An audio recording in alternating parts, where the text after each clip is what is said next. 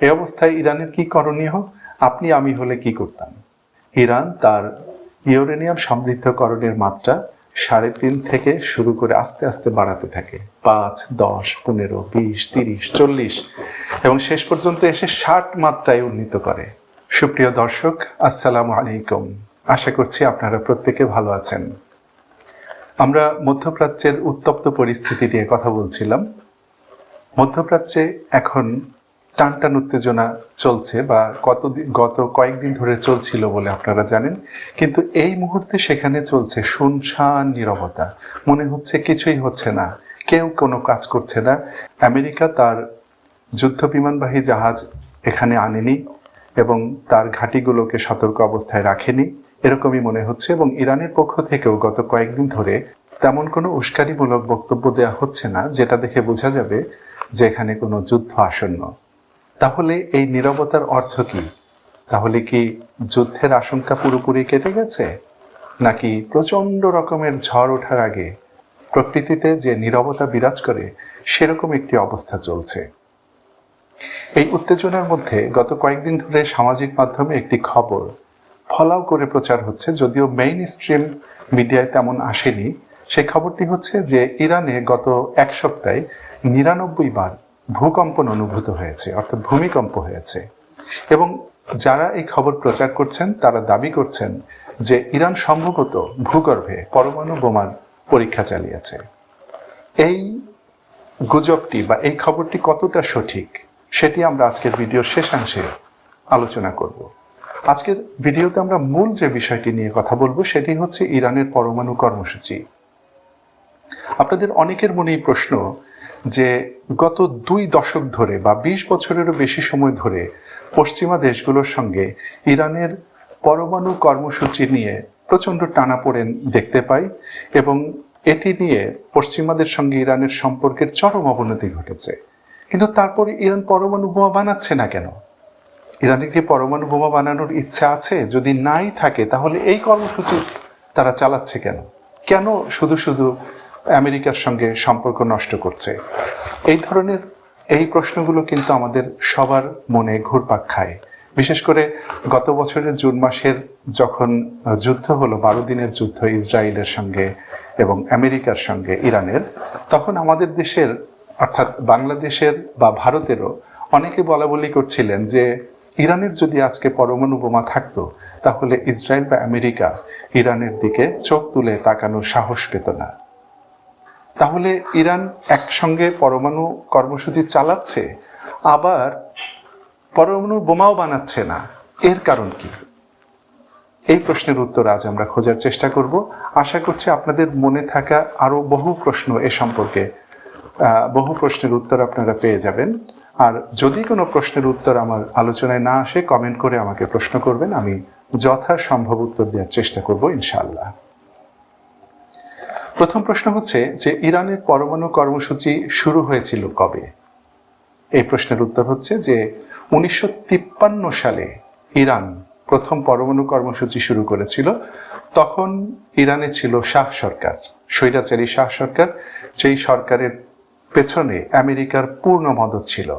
সেই সময়ে মনে রাখতে হবে যে মধ্যপ্রাচ্যে আমেরিকার প্রধান ঘাঁটি ছিল ইরান।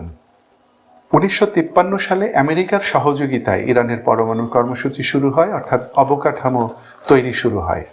এর 10 বছরের মাথায় 1963 সালে এসে তেহরানের রিসার্চ রিয়েক্টর চালু হয়, যে রিয়েক্টরটি এখনও কাজ করছে এবং ইরানের পরমাণু কর্মসূচি যারা রপ্ত করতে চান সেই সব বিজ্ঞানীরা এই পরমাণু রিসার্চ সেন্টার থেকে রিসার্চ রিয়েক্টরে গিয়ে কাজ করেন এবং এখানে নানা ধরনের গবেষণার কাজ হয়। আমেরিকা যে ইরানকে পরমাণু কর্মসূচিতে সহযোগিতা শুরু করেছিল তার উদ্দেশ্য কিন্তু কোনোভাবেই ইরানকে পরমাণু অস্ত্র তৈরির মতন সক্ষমতা অর্জন করিয়ে দেয়া ছিল না। ইরানের শাহ সরকারেরও তেমন কোনো ইন্টেনশন ছিল না যে সে পরমাণু বোমা বা পরমাণু অস্ত্র তৈরি করবে। এখানে দুটি বিষয় স্পষ্টভাবে জেনে রাখা ভালো। একটি হচ্ছে পরমাণু সক্ষমতা অর্জন, আরেকটি হচ্ছে পরমাণু অস্ত্র তৈরির সক্ষমতা অর্জন। পরমাণু অস্ত্র তৈরির সক্ষমতা অর্জন হচ্ছে আমি এখন পরমাণু বোমা বানাতে পারি এবং বোমা তৈরি করেছি এবং আমি বোমার পরীক্ষা চালিয়েছি, বিশ্ব জানে যে আমার কাছে পরমাণু বোমা আছে। আরেকটি হচ্ছে যে একটি দেশ পরমাণু সক্ষমতা অর্জন করেছে, অর্থাৎ এই দেশটি ইউরেনিয়াম সমৃদ্ধ করার সক্ষমতা অর্জন করেছে এবং সম্পূর্ণ নিজস্ব প্রযুক্তিতে পরমাণু কর্মসূচি পরিচালনা করে নিজের বিভিন্ন শান্তিপূর্ণ কাজে, বিদ্যুৎ উৎপাদন কিংবা চিকিৎসা সেবার কাজে যে পরমাণু শক্তি দরকার, সেই শক্তিটা সে নিজস্বভাবে সম্পূর্ণ নিজস্ব প্রযুক্তিতে এবং নিজস্ব বিজ্ঞানী দিয়ে সে পরিচালনা করতে পারছে। এটিকে বলা হচ্ছে পরমাণু সক্ষমতা।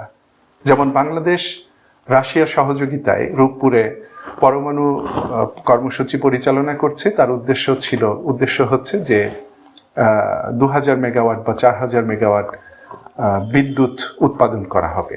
তো এই প্রযুক্তি এখানে আমাদের যেহেতু তেমন বিজ্ঞানীও নেই, আমাদের নিজস্ব কোনো অবকাঠামো নেই, তাই সম্পূর্ণরূপে রাশিয়ার সহযোগিতায় আমরা পরিচালনা করছি, বাংলাদেশের সরকার পরিচালনা করছে। এটি হচ্ছে পরমাণু সক্ষমতা। আর এর আগে বললাম পরমাণু অস্ত্রের সক্ষমতা। তো ইরান এখন পর্যন্ত কখনোই বলেনি যে আমি পরমাণু বোমা তৈরির সক্ষমতা অর্জন করতে চাই, বরং পশ্চিমা দেশগুলো যতবারই বলেছে যে ইরান পরমাণু বোমা তৈরি করতে চায়, ইরান ততবারই বলেছে যে না, আমার উদ্দেশ্য পরমাণু বোমা নয়, আমার উদ্দেশ্য শান্তিপূর্ণ কাজে পরমাণু প্রযুক্তি ব্যবহার করা।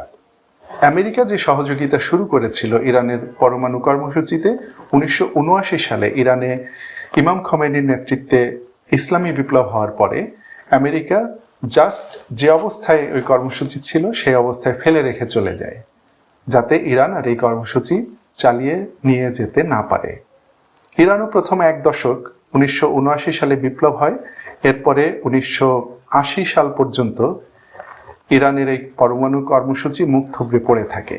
1980 সালের দিকে এসে চীনের সহযোগিতায় এই কর্মসূচি আবার চালু করার একটা উদ্যোগ নেওয়া হয়, কিন্তু সেই উদ্যোগ খুব একটা অগ্রসর হয়নি। 1990-এর দশকে এসে 1992 সালে রাশিয়ার সহযোগিতায় ইরান আবার ঘুরে দাঁড়ানোর চেষ্টা করে এবং পরমাণু কর্মসূচি শুরু করে। ইরানের দক্ষিণাঞ্চলীয় বুশের শহর আছে একটা, বুশের নামে, ওই শহরে যে পরমাণু স্থাপনা ছিল সেখানে সেটিকে আবার সক্রিয় করার চেষ্টা শুরু করে এবং সেটিকে সক্রিয় করে।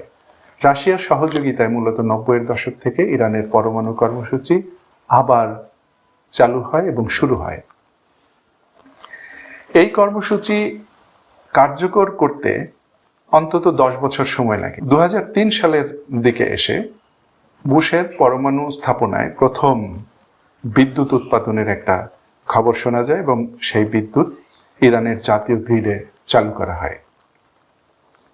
আর এই সময়টাতেই আমেরিকা, ইসরায়েল সহ পশ্চিমা দেশগুলো প্রথম ব্যাপকভাবে ইরানের বিরুদ্ধে অভিযোগ করতে থাকে যে ইরান পরমাণু অস্ত্র তৈরি করার চেষ্টা করছে, তাকে থামতে হবে, তার সমস্ত পরমাণু কর্মসূচি বন্ধ করে দিতে হবে। অর্থাৎ ইরান শান্তিপূর্ণ কাজেও, অর্থাৎ বিদ্যুৎ উৎপাদনের কাজেও পরমাণু কর্মসূচি চালাতে পারবে না, এই দাবি তারা করতে থাকে। এদিকে ইরান বলতে থাকে যে আমার পক্ষে কোনো অবস্থাতেই এই কর্মসূচি থেকে পিছু হটা সম্ভব নয়, আমি পরমাণু অস্ত্র তৈরি করছি না, সুতরাং এই অধিকার আন্তর্জাতিক আইনে স্বীকৃত, আমি শান্তিপূর্ণ পরমাণু কর্মসূচি পরিচালিত করতে পারব। এই দুই পক্ষের মধ্যে এই যে পারস্পরিক অভিযোগ এবং টানাপোড়েন, এটি চলতে থাকে। এর ভিতরে 2006 সালে এসে যখন মাহমুদ আহমাদিনেজাদ ইরানের প্রেসিডেন্ট, তখন তিনি একদিন একটি যুগান্তকারী ঘোষণা দেন। তিনি বলেন যে আমরা জ্বালানি চক্র সম্পন্ন করেছি। জ্বালানি চক্র সম্পন্ন করার অর্থ হচ্ছে ইরান সম্পূর্ণ নিজস্ব প্রযুক্তিতে, নিজস্ব বিজ্ঞানী দিয়ে ইউরেনিয়াম সমৃদ্ধ করার প্রযুক্তি অর্জন করেছে। পরমাণু প্রযুক্তি ব্যবহার করার জন্য আপনাকে ইউরেনিয়াম সমৃদ্ধ করতে হবে। ইউরেনিয়াম প্রাকৃতিকভাবেই ভূগর্ভে পাওয়া যায়, ইরানের প্রচুর খনি রয়েছে ইউরেনিয়ামের, কিন্তু সেই ইউরেনিয়ামকে সমৃদ্ধ না করলে সেটি দিয়ে কোনো কাজই করা যায় না, শান্তিপূর্ণ কাজেও ব্যবহার করা যায় না এবং পরমাণু অস্ত্র তৈরি করা যায় না। এবং মাত্রার উপর নির্ভর করে কত মাত্রায় সমৃদ্ধ করা হয়েছে ইউরেনিয়াম, সেই মাত্রার উপর নির্ভর করে এটি দিয়ে কি কাজ করা হবে। যেমন পরমাণু অস্ত্র তৈরি করতে 90% সমৃদ্ধ করার প্রয়োজন হয়, কিন্তু বেসামরিক কাজে ব্যবহার করার জন্য 3 থেকে 5 মাত্রা বা সর্বোচ্চ 10 মাত্রায় ইউরেনিয়াম সমৃদ্ধ করলেই সেটা যথেষ্ট। 2006 সালে ইরান যখন ঘোষণা দেয় যে আমরা জ্বালানি চক্র সম্পন্ন করেছি, এবং এর পরে অল্প কিছুদিনের মধ্যে ইরান 20 মাত্রায় ইউরেনিয়াম সমৃদ্ধ করতে সক্ষম হয়। এই সময়ে আমেরিকা এবং ইসরায়েল, বিশেষ করে ইসরায়েলের পক্ষ থেকে ব্যাপক অভিযোগ করা হয় যে 20 মাত্রায় যখন ইরান ইউরেনিয়াম সমৃদ্ধ করতে পেরেছে, তাহলে আর 90 মাত্রায় যেতে আর বেশি দিন বাকি নেই। সে যে কোনো সময় 90 মাত্রায়ও তার ইউরেনিয়াম সমৃদ্ধ করার মাত্রা উন্নীত করতে পারবে। এবং যারা পরমাণু বিজ্ঞানী তারা বলেন যে একবার যখন পরমাণু জ্বালানি চক্র কেউ সম্পন্ন করতে পারে, তার পক্ষে 20 মাত্রা থেকে 30 মাত্রা 40 মাত্রা এগুলি ধাপে ধাপে উন্নত করা খুবই সহজ। এই অবস্থায় ব্যাপক টানাপোড়েনের মধ্যে 2015 সালে এসে ইরানের তৎকালীন সরকার, রুহানি সরকার, তার পররাষ্ট্রমন্ত্রী ডক্টর জাওয়াদ জারিফকে দিয়ে পশ্চিমাদের সঙ্গে একটি চুক্তি করাতে সক্ষম হন। 6 বিশ্ব শক্তি America, Britain, France, Germany, Russia এবং চীন, এই 6 দেশের সঙ্গে ইরান একটি চুক্তি স্বাক্ষর করে। সেই চুক্তিতে বলা হয় যে ইরান তার 20 মাত্রায় যে এখন ইউরেনিয়াম সমৃদ্ধ করছে, ওখান থেকে সে 3.5 মাত্রায় নেমে আসবে, এবং ইরান কোনোদিনই কোনো অবস্থায় আর 3.5 মাত্রার বেশি ইউরেনিয়াম সমৃদ্ধ করতে পারবে না। আর এর বিনিময়ে কি হবে? এর বিনিময়ে ইরানের উপরে যে কঠোর নিষেধাজ্ঞা ছিল, ইরানের অর্থনীতিকে পঙ্গু করে দেওয়ার মতো যে নিষেধাজ্ঞা, সেই নিষেধাজ্ঞা পর্যায়ক্রমে উঠিয়ে নেওয়া হবে। তো 2015 সালে স্বাক্ষরিত চুক্তিটি ধীরে ধীরে বাস্তবায়ন শুরু হলো। ইরান আস্তে আস্তে তার ইউরেনিয়াম সমৃদ্ধকরণ কর্মসূচি 20 মাত্রা থেকে কমিয়ে 3.5 মাত্রায় নিয়ে আসলো। ওইদিকে আমেরিকা সহ পশ্চিমা দেশগুলো তাদের নিষেধাজ্ঞা ধাপে ধাপে কমাতে শুরু করলো। কিন্তু দুর্ভাগ্যের বিষয়, 2016 সালের নভেম্বরে আমেরিকার প্রেসিডেন্ট নির্বাচন অনুষ্ঠিত হয়, এবং ওই নির্বাচনে ডোনাল্ড ট্রাম্প ক্ষমতায় অধিষ্ঠিত হন, এবং 2017 সালের জানুয়ারি মাসে তিনি প্রথম আমেরিকার প্রেসিডেন্টের দায়িত্ব গ্রহণ করেন। তিনি 2018 সালের মে মাসে গিয়ে এই চুক্তি থেকে আমেরিকাকে বের করে নেন, সমস্ত আন্তর্জাতিক আইন লঙ্ঘন করে। এতগুলো দেশ এত দীর্ঘ আলোচনার পরে যে চুক্তিটি করেছিল, সেই চুক্তি থেকে তিনি বেরিয়ে যান জাতিসংঘ নিরাপত্তা পরিষদের প্রস্তাব লঙ্ঘন করে। তিনি বিশ্ব মোড়ল, তার বিরুদ্ধে কথা বলার কেউ নেই। ইউরোপীয় দেশগুলো, বিশেষ করে জার্মানি, ফ্রান্স এবং ব্রিটেন, ইরানকে এই প্রতিশ্রুতি দেয় যে আমেরিকা বেরিয়ে গেলেও আমরা এই পরমাণু চুক্তিতে বহাল থাকবো, এবং আমরা নিষেধাজ্ঞা কার্যকর করব না, বরং আমেরিকা যে নিষেধাজ্ঞা কার্যকর করেছে তার পক্ষ থেকে সেই নিষেধাজ্ঞা কাটিয়ে উঠে ইরান যাতে তার ব্যবসা বাণিজ্য এবং আন্তর্জাতিক লেনদেন পরিচালনা করতে পারে, আমরা সেই ব্যবস্থা করব। কিন্তু ওই 3 দেশ তাদের এই প্রতিশ্রুতি রক্ষা করতে পারেনি, হয় আমেরিকার চাপের কারণে পারেনি, অথবা ইচ্ছে করেই করেনি। এই অবস্থায় ইরান ঝুলে থাকে, ইরান কয়েক বছর ঝুলে থাকে। ইরান বারবার বলে যে আমি কিন্তু এখনো 3.5 মাত্রায় আছি, তোমরা পরমাণু কর্মসূচি বাস্তবায়ন করো। আমেরিকাকে বলে তোমরা পরমাণু চুক্তিতে ফিরে আসো, কিন্তু আমেরিকা ফিরে আসার কোনো লক্ষণ দেখায় না। এমনকি ট্রাম্প ক্ষমতা হস্তান্তর করেন 2020 সালে এসে, কিন্তু নতুন প্রেসিডেন্ট এসেও এই পরমাণু চুক্তিটি কার্যকর করার কোনো উদ্যোগ নেননি। এই অবস্থায় ইরানের কি করণীয়? আপনি আমি হলে কি করতাম? ইরান তার ইউরেনিয়াম সমৃদ্ধকরণের মাত্রা 3.5 থেকে শুরু করে আস্তে আস্তে বাড়াতে থাকে, 5, 10, 15, 20, 30, 40 এবং শেষ পর্যন্ত এসে 60 মাত্রায় উন্নীত করে। এই গত 2 বছর আগে, গত বছর অর্থাৎ 2025 সালে এসে ইরান ঘোষণা দেয় যে আমি এখন 60 মাত্রায়, 60% মাত্রায় ইউরেনিয়াম সমৃদ্ধ করছি। ইরান যখন এই ঘোষণা দেয়, পশ্চিমা দেশগুলোর তখন কিছুই করার নেই, কারণ তাদের সঙ্গে ইরানের যে চুক্তি হয়েছিল সেই চুক্তিতে 3.5 মাত্রায় কথা ছিল, এই শর্তে যে পশ্চিমারা নিষেধাজ্ঞা প্রত্যাহার করে নেবে। কিন্তু পশ্চিমারা যখন তাদের প্রতিশ্রুতি ভঙ্গ করেছে, তখন ইরানের আর ওই প্রতিশ্রুতিতে বহাল থাকার কোনো মানে হয় না। এখন 60 মাত্রায় ইরান কেন উন্নীত করলো তার তো বেসামরিক কাজে 10 মাত্রা বা 5 মাত্রাই যথেষ্ট। এটি হচ্ছে হুমকি বা চাপ সৃষ্টি করা। আর যারা আরেকটু কঠিনভাবে ভাবতে চান তারা ধরে নেবেন যে ইরান আসলে পরমাণু অস্ত্রের দিকেই যাওয়ার চেষ্টা করছিল, কিন্তু আনুষ্ঠানিকভাবে ইরান কখনোই এই কথা স্বীকার করেনি। এই অবস্থায় 2024 সালের দিকে এসে আমেরিকার আবার টনক নড়ে। সে বুঝতে পারে যে ইরান যদি 60 মাত্রা থেকে আরেকটু সামনের দিকে যায় তাহলেই তো সে পরমাণু অস্ত্র তৈরি করে ফেলতে পারবে। তাহলে ইরানকে এখনই থামানো দরকার। আমেরিকা আবার আলোচনা শুরু করে। এই আলোচনা ধাপে ধাপে দফায় দফায় হতে থাকে এবং 2025 সালের জুন মাসে যেদিন 13ই জুন ইসরায়েল হামলা চালায় তার পরের দিন 14ই জুন শনিবার আমেরিকার সঙ্গে 5ম দফায় আলোচনা বসার কথা ছিল ইরানের। কিন্তু তার একদিন আগে ইসরায়েল ইরানে হামলা করে বসে এবং ইসরায়েলের হামলার পরে আমেরিকা ইরানের 3টি পরমাণু স্থাপনায় হামলা চালায়। কিন্তু মজার ব্যাপার হচ্ছে আমেরিকার ওই হামলার আগেই এই 3টে স্থাপনা থেকে ইরান 403 কেজি পরিমাণ 60 মাত্রায় সমৃদ্ধ ইউরেনিয়াম সরিয়ে ফেলে। অর্থাৎ কোনো চ্যানেলে ইরানের কাছে খবর এসেছিল যে আমেরিকা হামলা করছে, তুমি সরিয়ে নাও। এখন ওই যারা এখন বলছেন যে ইরানে ভূমিকম্প হয়েছে এবং ইরান পরমাণু বোমা তৈরি করে ফেলেছে, তারা দাবি করেন ওই যে 403 কেজি 60 মাত্রায় সমৃদ্ধ ইউরেনিয়াম ইরান সরিয়ে ফেলেছিল, আজ পর্যন্ত ইরানের পক্ষ থেকে বলা হয়নি যে ওই 403 কেজি ইউরেনিয়াম কোথায় আছে, কিভাবে আছে। এবং তারা দাবি করেন যে আসলে পরমাণু অস্ত্র তৈরি করতে 90 মাত্রায় ইউরেনিয়াম সমৃদ্ধ করার প্রয়োজন নেই, 60 মাত্রায় সমৃদ্ধ ইউরেনিয়াম দিয়েও পরমাণু অস্ত্র তৈরি করা যায় এবং 403 কেজি দিয়ে অন্তত 9 থেকে 10টি পরমাণু অস্ত্র তৈরি করা যায়। এটি তাদের দাবি। এই দাবির সত্যতা ইরান কখনো আনুষ্ঠানিকভাবে স্বীকার বা অস্বীকার করেনি। এখন সেই শুরুর প্রশ্নটিতে আসি যে 99 বার ভূমিকম্প আসলেই হয়েছে কিনা ইরানে। না, এরকম কোনো খবরের সত্যতা আমি আমার সূত্র থেকে পাইনি। ইরানে আমার সহকর্মীরা রয়েছেন, তাদের কাছে আমি জিজ্ঞাসা করেছি, ইরানের গণমাধ্যমের সঙ্গে যোগাযোগ করেছি, তারা কেউ এর সত্যতা স্বীকার করেননি।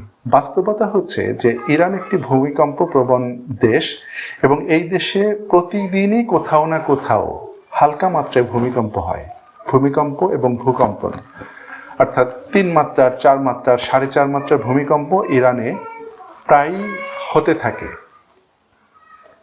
তো এই ভূমিকম্প থেকে বোঝা যাবে না যে ইরানে পরমাণু অস্ত্রের পরীক্ষা চালানো হয়েছে। আর পরমাণু অস্ত্রের পরীক্ষা চালালে যে ভূমিকম্প হয় সেই ভূমিকম্পের সঙ্গে এই ভূমিকম্পের পার্থক্য রয়েছে। অর্থাৎ এটি নির্দিষ্ট একটি জায়গায় হবে এবং একটি ছোট্ট একটি এলাকার মধ্যে এটি কেন্দ্রীভূত থাকবে যদি পরমাণু অস্ত্রের পরীক্ষা চালানো হয়। আর পরমাণু অস্ত্রের পরীক্ষা যদি কোনো দেশে চালানো হয় সেটি আমেরিকা সবার আগে বুঝতে পারবে। বিশ্বের যে কোনো জায়গায় ভূমিকম্প হলেই আপনারা শুনবেন যে আমেরিকা রিক্টার স্কেলে এত মাত্রায় এই ভূমিকম্প রেকর্ড করেছে। তার মানে ইরান যদি পরমাণু অস্ত্রের পরীক্ষা চালিয়ে থেকেও থাকে তাহলে আমেরিকা সবার আগে বুঝতে পারবে, এটি গোপন করে রাখার কোনো বিষয় নয়। আর ইরানের supreme leader Ayatollah Ali Khamenei 2006 সালে এসে একটি ফতোয়া জারি করেছিলেন যে পরমাণু অস্ত্র তৈরি, সংরক্ষণ ও এর ব্যবহার সম্পূর্ণ নিষিদ্ধ বা হারাম। তো এই ফতোয়া লঙ্ঘন করে ইরান পরমাণু অস্ত্র তৈরি করে ফেলবে এরকম কোনো বিষয় ভাবার কোনো কারণ নেই। হ্যাঁ, যদি কোনো দিন আপনারা শোনেন যে ইরানের সুপ্রিম লিডার আয়াতুল্লাহ খামেনি তার ফতোয়া প্রত্যাহার করে নিয়েছেন এবং তিনি বলেছেন যে আমেরিকা যেহেতু আমাদের পরমাণু স্থাপনায় হামলা চালিয়েছে তাই আমেরিকাই আমাদেরকে পরমাণু অস্ত্র তৈরিতে বাধ্য করেছে বা পরমাণু অস্ত্র তৈরির বৈধতা প্রকারান্তরে দিয়ে দিয়েছে, সেই কারণেই আমরা এখন পরমাণু অস্ত্র তৈরির দিকে যেতে বাধ্য হচ্ছি, বা সেই কারণেই আমি আমার আগের ফতোয়া প্রত্যাহার করে নিচ্ছি যে পরমাণু অস্ত্র তৈরি, সংরক্ষণ বা ব্যবহার আর নিষিদ্ধ থাকলো না, এখন থেকে এটি করা যাবে। সেদিন বুঝবেন যে ওই ফতোয়ার ইমিডিয়েট পরেই ইরান ঘোষণা করবে যে আমরা পরমাণু অস্ত্র তৈরি করেছি এবং এর পরীক্ষা চালিয়েছি। তার আগ পর্যন্ত একথা কোনোভাবেই ভাবার কোনো কারণ নেই যে ইরান পরমাণু অস্ত্র তৈরি করেছে বা এর পরীক্ষা চালিয়েছে। আজকের আসরে আমরা ইরানের পরমাণু কর্মসূচি সম্পর্কে সবগুলো প্রশ্নের উত্তর দেওয়ার চেষ্টা করলাম। এরপরেও যদি আপনাদের এই পরমাণু কর্মসূচি সম্পর্কে কোনো প্রশ্ন থাকে তাহলে আমাদেরকে কমেন্ট করে জানান। আমরা কমেন্টের উত্তরে বিস্তারিত জানানোর চেষ্টা করব, অর্থাৎ যে অংশগুলো যে প্রশ্নগুলোর উত্তর দিতে আজকে বাকি রয়ে গেল সেই উত্তরগুলো আমরা কমেন্টে দেওয়ার চেষ্টা করব। আর আগামীকালের ভিডিওতে আমরা আবার নতুন কোনো বিষয়ে, অর্থাৎ মধ্যপ্রাচ্যে যে উত্তেজনা চলছে সেই উত্তেজনার পরবর্তী কোনো গুরুত্বপূর্ণ খবর নিয়ে বিশ্লেষণ করার চেষ্টা করব। আপনারা প্রত্যেকে ভালো ও সুস্থ থাকুন। খোদা হাফেজ।